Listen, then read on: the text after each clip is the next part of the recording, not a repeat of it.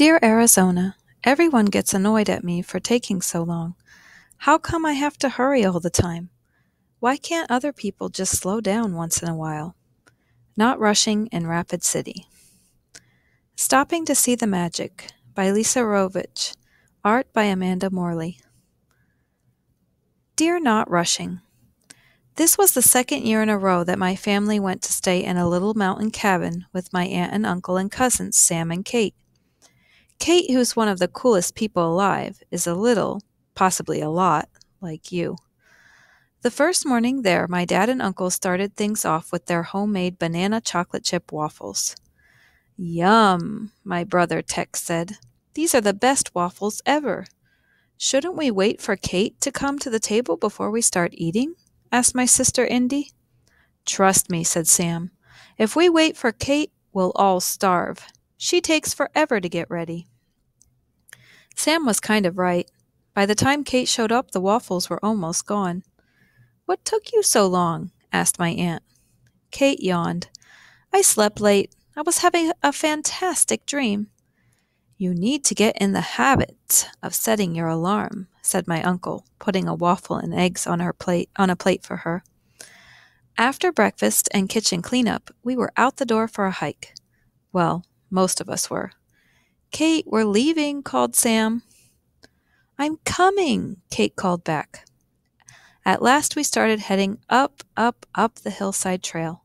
Our parents followed. Race you to the top, Sam said, speeding by. We kids were off and running up the path as fast as we could go. Sam was a million miles ahead. I was trying my best to keep up, and Tex and Indy were surprisingly close behind me. For 5-year-olds, those two are fast runners.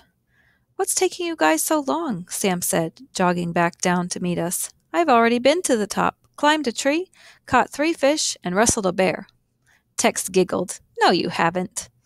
Speaking of taking a while, I said, where's your sister? Yeah, said Tex, we should wait for her to catch up. If we wait for my sister, we'll be stuck here all day, said Sam. Okay, you guys go on ahead, I said. I'm going to run back and make sure everything's all right. I headed down the trail, and before long I found my cousin lying in the grass. Oh no, she's hurt, I thought. Running toward her, I was sure she twisted her ankle. I crouched next to her. Are you okay? Did you fall? Should I get help? Shh, she said. Be very still. There's a dragonfly on my finger. I watched in amazement. I can't believe it's just sitting right there, I whispered. I know, she said. Isn't it magical? It doesn't even look real. The dragonfly had a sparkling turquoise body and lacy, shimmering wings. Kate smiled. I've been lying here imagining I was so tiny I could sit on its back and it would give me rides to places only dragonflies and fairies can go. Now I see why you were taking so long to catch up, I said. I like to go slow, so I can see the special stuff, she said. It's impossible to notice the magic when you're running as fast as you can.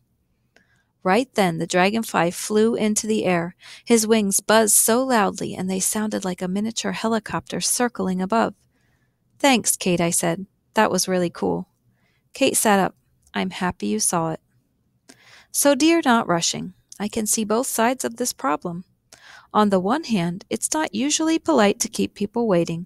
So when there's a chance you'll hold people up, maybe you should try to prepare things ahead of time, or set an alarm for yourself, as my uncle would suggest. On the other hand, I think you make a great point. If the rest of us slowed down to look for dragonflies once in a while, we'd all have a little more magic in our days. Ciao for now, Arizona.